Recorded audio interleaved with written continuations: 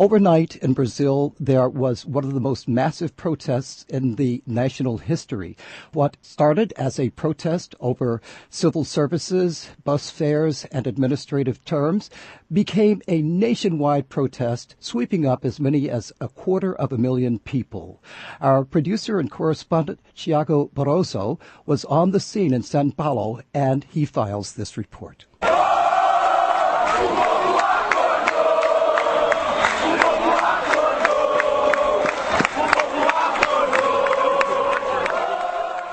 More than 65,000 Brazilians took to the streets of São Paulo on Monday, holding signs and chanting, "The people have awoken."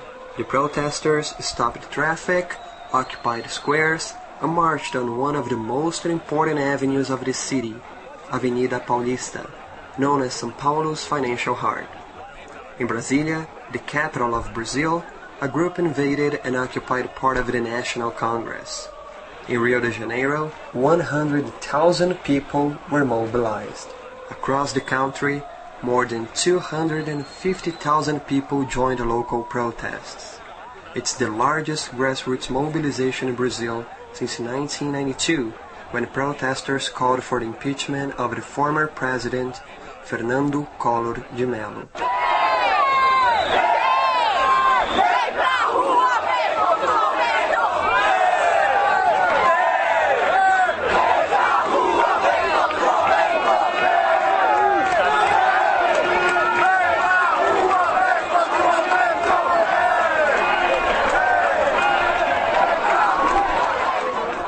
But why are Brazilians protesting if in the past 15 years Brazil has decreased its poverty level? Why are they taking to the streets when the country's low unemployment rate makes a lot of European nations envy of Brazil?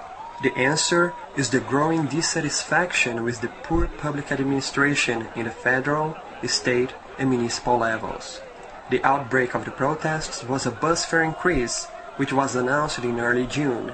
However, a police crackdown on demonstrators in São Paulo last Thursday helped create a momentum for the protests after a few police officers were accused of abusing their authority.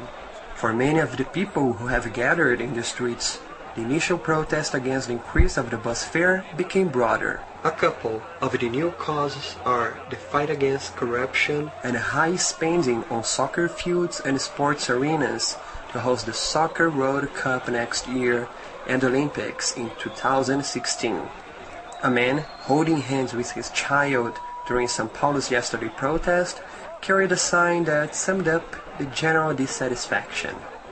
The sign said, "Keep investing my money on soccer fields.